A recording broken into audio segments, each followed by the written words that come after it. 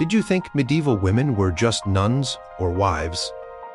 Have you ever wondered what religious power women actually wielded during the Middle Ages? Number 8. Anchoresses, the ultimate social distancers. Ever wondered what it would be like to be walled into a tiny cell for the rest of your life? That's exactly what anchoresses chose to do in medieval Europe. These weren't just nuns who wanted extra privacy. They were women who made the extreme decision to be literally sealed into small rooms attached to churches, with only small windows connecting them to the outside world and church interior. Julian of Norwich is probably the most famous anchoress we know today. In the 14th century, after recovering from a severe illness, during which she experienced intense religious visions, Julian decided to commit herself to a life of solitary contemplation. Her cell, or anchorhold, was attached to St. Julian's Church in Norwich, England. Though physically confined, her mind roamed free. She wrote Revelations of Divine Love, the earliest surviving book written in English by a woman. The ceremony to become an anchoress was no small affair. It literally included a funeral service, with the woman lying on a bier while death rites were read over her. Once she entered her cell, the doorway was often bricked up. She was considered dead to the world, while very much alive to God. But anchoresses weren't completely cut off from society. Their cells typically had 3 windows, one facing the church altar to observe Mass, one to receive food and dispose of waste, and one facing outside where they could offer spiritual counsel to visitors. Surprisingly, these women became important spiritual advisors in their communities. People would travel specifically to consult with famous anchoresses about their spiritual troubles and seek their prayers. These women supported themselves through donations or sometimes by doing handicrafts they could sell through their window. Some wealthy anchoresses even had servants who lived with them or nearby to tend to their needs. Despite the extreme isolation, women from all social classes chose this path, from noble ladies to ordinary townswomen seeking religious purpose. The life of an anchoress might sound like a nightmare to modern sensibilities. No Netflix, no walks in the park, not even a change of scenery. But medieval writings by these women reveal they found profound spiritual fulfillment in their confined spaces. They transformed physical restriction into spiritual freedom, creating feminist spaces of religious authority in a time when women were largely excluded from church leadership. Number 7. Beguines, the original independent women. What happens when women want to live religious lives but don't want to take permanent vows or be controlled by men? In the 12th century, the answer was to become a beguine. These remarkable women created one of the first independent female communities in European history, living together in compounds called beguinages, particularly throughout Belgium, the Netherlands, and German-speaking lands. Unlike nuns, beguines didn't take permanent vows. They could leave whenever they wanted, own property, and even marry if they changed their minds about religious life. They supported themselves by working often in the textile industry as teachers or caring for the sick. Their communities ranged from small houses of just a few women to massive beguinages housing hundreds. The Great Beguinage of Bruges in Belgium housed over 600 women at its peak and functioned almost like a small town within the city, with its own church, hospital, and houses arranged along winding streets. Today, many of these beguinages are UNESCO World Heritage Sites, their peaceful courtyards and modest brick houses offering a glimpse into these women's lives. What made beguines truly revolutionary was their independence. They answered to no male religious authority, ran their own affairs, and developed their own spiritual practices. They were urban women, engaged with society rather than cloistered away. Their spirituality focused on direct connection with God through mystical experiences, charity work, and simple living. This freedom made church authorities deeply suspicious. Beguines walked a fine line, and some found themselves accused of heresy. Marguerite Porete, a French beguine, wrote The Mirror of Simple Souls, a mystical treatise about the soul's union with God. Her ideas about how the soul in love with God is free from the strictures of conventional religious practice were considered too radical. In 1310, she was burned at the stake in Paris. Despite occasional persecution, beguine communities flourished for centuries. They provided a middle path for women who wanted religious lives without the permanence and restrictions of the convent, and who needed or wanted to support themselves through work. They created spaces where women could pursue education, spirituality, and community on their own terms, a remarkable achievement in medieval society. The last historical beguine, Marcella Patten, died in Belgium in 2013, closing a chapter on an almost 800-year-old tradition of women finding their own way between secular and religious life. Number 6. Mystics. The women who spoke to God. Have you ever felt so spiritually moved that you thought God was speaking directly to you? For medieval women mystics, these divine conversations became their pathway to religious authority in a world where women were typically silenced in theological matters. Hildegard of Bingen, born in 1098, began having visions at age 5. By the time she was in her 40s, she felt divinely commanded to share what she'd seen. She wrote, "A fiery light, flashing intensely, came from the open vault of heaven and poured through my entire brain." Rather than keeping quiet as women were expected to do, Hildegard recorded her visions in texts like Scivias, Know the Ways, and composed music to celebrate them. She became so renowned that even popes and emperors sought her counsel. These mystics often described intensely physical experiences of God. Catherine of Siena, a 14th-century Italian woman, wrote about mystically marrying Jesus and exchanging hearts with him. Hedwig of Brabant, a 13th-century beguine, described her mystical experiences in passionate, almost erotic terms inspired by courtly love poetry. "With that our spirits opened, and he came in me, and he took me entirely in him." What's fascinating is how these women used their direct connection to God to override the male religious hierarchy.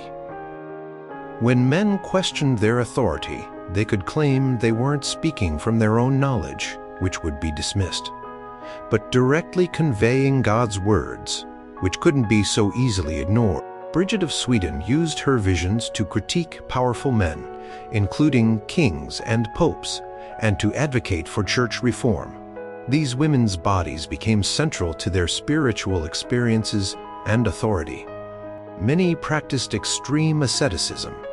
Catherine of Siena famously survived on barely any food besides the Eucharist for years. Others described themselves as pregnant with God or nursing Christ. Some experienced stigmata, wounds matching those of the crucified Christ. Their suffering bodies became proof of their special connection to God. These mystics weren't just having private spiritual experiences. They were actively shaping medieval religion. Their writings filled a deep desire for emotional, personal, religious connection. They counseled powerful figures, founded religious orders, and their texts were copied and spread widely. Despite being women in a church dominated by men, they found ways to make their voices heard by claiming the ultimate religious authority, direct divine inspiration. Number 5. Hospital sisters, who cared for the sick when hospitals were just beginning. Before modern medicine, religious women were on the front lines of healthcare, running hospitals and caring for the ill at great personal risk. Hospital sisters weren't just assistants to male doctors. They were the primary caregivers in medieval hospitals. These institutions were nothing like our modern medical facility. They were religious establishments focused on providing charity, comfort, and basic care rather than complex medical treatments. They served the poor pilgrims and travelers as well as the sick and elderly. The Hospital of St. John in Brussels was typical of these institutions, founded in the 12th century, and staffed by religious women who devoted themselves to caring for the sick.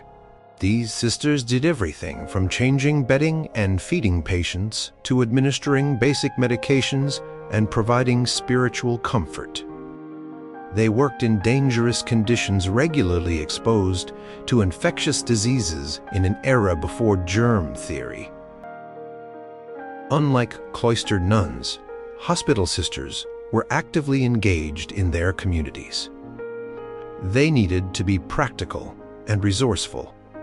At the Hôtel Dieu in Paris, one of the oldest hospitals in Europe, sisters worked grueling shifts caring for hundreds of patients. During epidemics like the Black Death, they remained at their posts despite the extreme danger to themselves.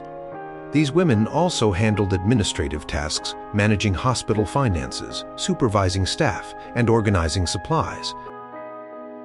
Many hospitals had farms and gardens where sisters grew medicinal herbs and food for patients. The Hôpital des Incurables in Paris, which cared for those with terminal or chronic conditions, was founded and run by women from noble families who dedicated their wealth and lives to caring for those society often abandoned. Hospital sisters blended practical medical knowledge with spiritual care. They knew which herbs might reduce fever or calm coughing, but they also provided prayers and religious comfort to the dying. In an era when medical care was limited, spiritual preparation for death was considered equally important to treating illness. These women created some of the first professional healthcare roles for women, establishing traditions of nursing that would evolve over centuries. Their compassionate approach to care influenced how we think about medicine even today, reminding us that healing involves treating the whole person, not just the disease. Number 4. Abbey brewers and vintners. Medieval craft beer pioneer. Did you know some of history's first brewmasters wore habits? Long before craft brewing became trendy, medieval religious women were perfecting the art of making beer and wine, creating products so good they supported entire abbeys. Brewing wasn't just a hobby for these women. It was serious business. In medieval Europe, beer was safer to drink than water in many places. The brewing process killed harmful bacteria, making it an essential part of daily life for people of all ages. Abbesses and nuns recognized this need and turned it into an opportunity. Hildegard of Bingen, yes, the same visionary mentioned earlier, wrote extensively about using hops in beer for both flavor and preservation, a revolutionary idea in the 12th century that would transform brewing practices. She noted that hops makes the beer more lasting, so it does not go sour, and its bitterness inhibits some spoilage. This was cutting-edge food science for the time. At the Abbey of Notre-Dame du Vivier, at Marche-les-Dames in Belgium, nuns produced beer not only for their own consumption, but as a valuable trade good. The income from their brewing operations helped maintain the abbey's independence.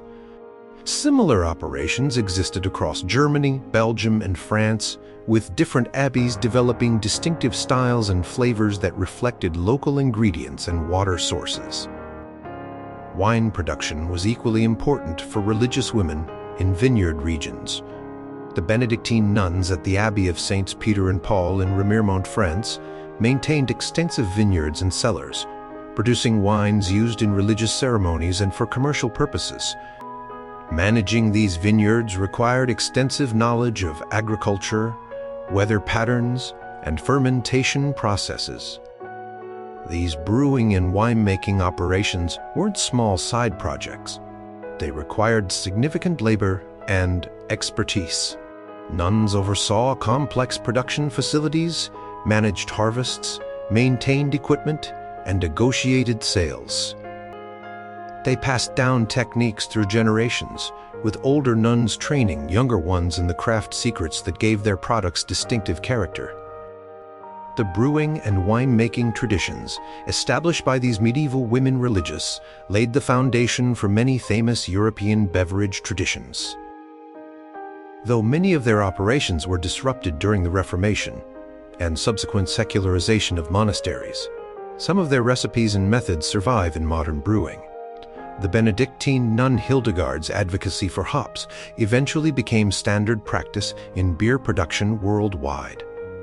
Next time you enjoy a Belgian Abbey ale, raise a glass to the medieval women who pioneered the craft brewing movement centuries before it was cool.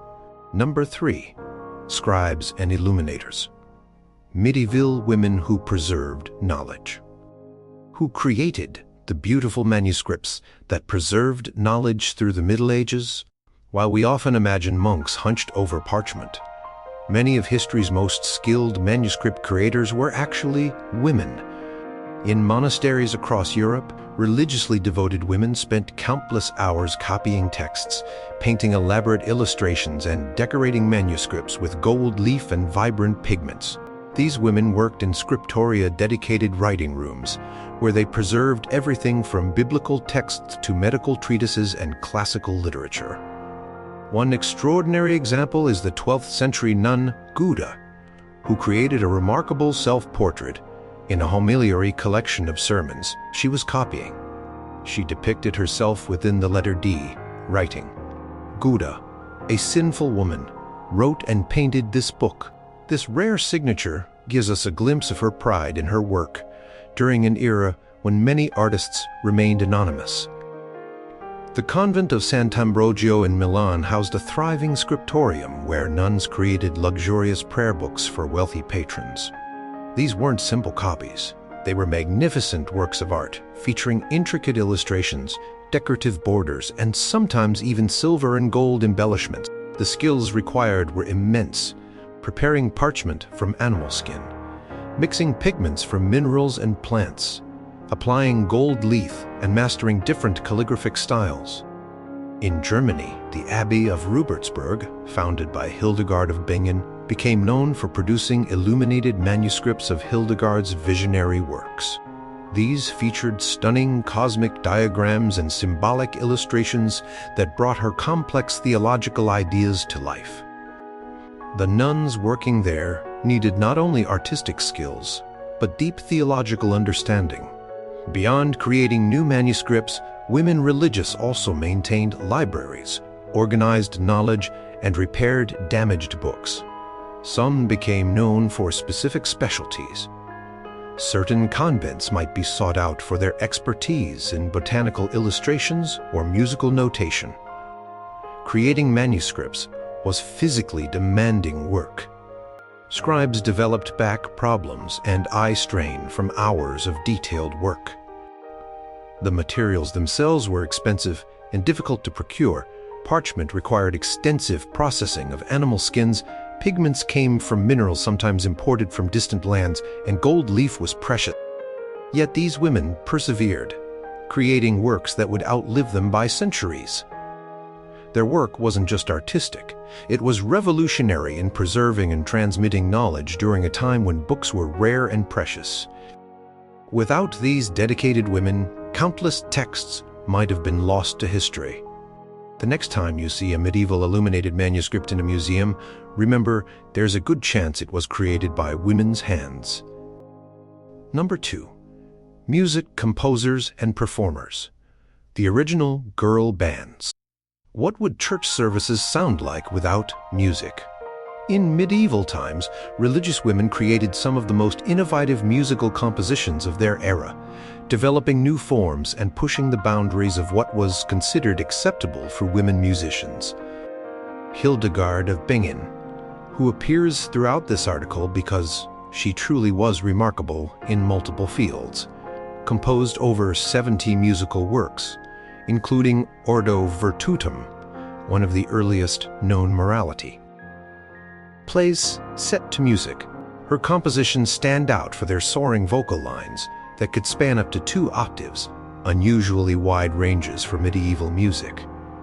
Her melodies seem to defy gravity, with unpredictable leaps and falls that create an otherworldly sound fitting for her mystical texts. Convents across Europe became centers of musical excellence, with nuns performing complex polyphonic, multi-voiced music that rivaled or exceeded what was happening in male monasteries. The Las Huelgas Codex, a manuscript from the Royal Cistercian Convent of Santa Maria la Real de las Huelgas in Spain, contains sophisticated 3- and 4-voice compositions that nuns performed despite official church restrictions on women's musical roles. Unlike their male counterparts, women religious often had to fight for their right to perform music. Church authorities frequently attempted to restrict women's singing, particularly elaborate music. Pope John XXII's 1324 Bull Docta Sanctorum Patrum tried to limit complex polyphonic singing, a restriction that particularly affected convents known for their musical excellence. Yet, many abbesses protected their community's musical traditions. Nuns at the convent of San Pier Maggiore in Florence were renowned for their musical performances in the 16th century, attracting visitors who came specifically to hear them sing. Their musical tradition was so valued that even during times of strict enclosure, exceptions were made for their performances. Women's religious communities developed distinctive musical traditions. Some specialized in specific types of chant or polyphony. Others became known for particular instruments. Organ playing was especially associated with convents, and some nuns became famous virtuosos. At the convent of Santa Radegonda in Milan, the nun Claudia Sessa composed dramatic solo motets that showcased the trained singing voices of the convent's residents. These musical nuns didn't just perform, they taught. Many convents educated young girls in music, creating generations of female musicians in a continuous tradition. They wrote music theory texts, developed notation systems, and preserved musical knowledge through carefully copied manuscripts. The musical legacy of these women religious can still be heard today, as early music ensembles increasingly perform rediscovered works by medieval and Renaissance nuns. Their compositions remind us that women's voices, literally and figuratively, have always been part of sacred musical tradition, even when they had to fight for the right to be heard. Number 1. Abbesses, the powerful women who ruled religious empires. How powerful could a woman become in the Middle Ages? If she was an abbess of a major monastery, she might wield more influence than many secular lords, controlling vast territories, commanding political respect, and answering only to the Pope himself. Abbesses weren't just spiritual leaders of nuns. They were sophisticated politicians, landowners, and administrators who managed extensive properties and resources. The most powerful abbesses controlled territories that functioned essentially as independent states. The Abbess of Quedlinburg in Germany held the title of Imperial Princess and controlled her own courts, markets, and armies. She minted her own coins and sat in the Imperial Diet, Parliament, alongside male princes. These women came predominantly from noble and royal families. Family connections remained important, but the role required far more than good breeding. Successful abbesses needed sharp political instincts, administrative skill, and spiritual authority. They negotiated with kings, emperors, and popes, often playing powerful men against each other to protect their abbey's interests. The Abbey of Fontefraud in France operated under a unique system where the abbess governed both monks and nuns. This arrangement, established by Robert of Aubresal in the early 12th century, placed men under female authority, a radical inversion of normal medieval gender hierarchies. The abbesses of Fontefraud were often connected to the royal family, giving them enormous political influence beyond their abbey walls. Education thrived under these powerful women.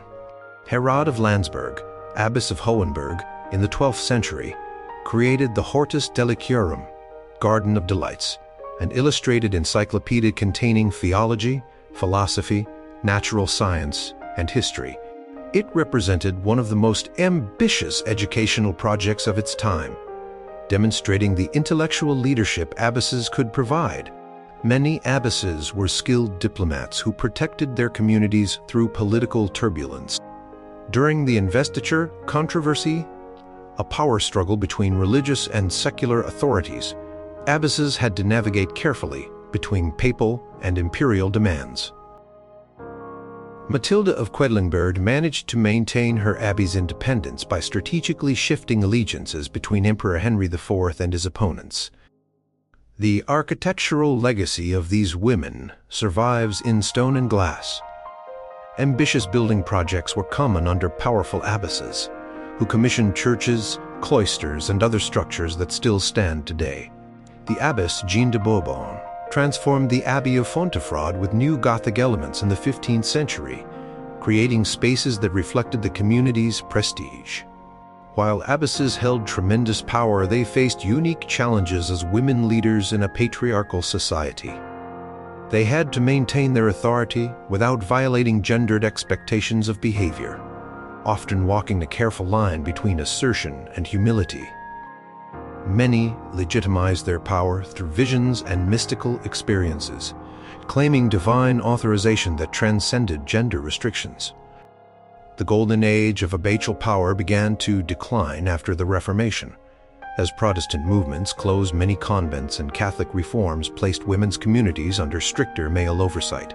Yet for centuries, abbesses demonstrated that women could exercise significant political, economic, and spiritual leadership when given the opportunity. Did these medieval women religious actually have more opportunities for education, leadership, and creative expression than many of their secular counterparts? Are we only now rediscovering the complex roles women played in shaping medieval religious culture beyond the simplified nun stereotype we've inherited?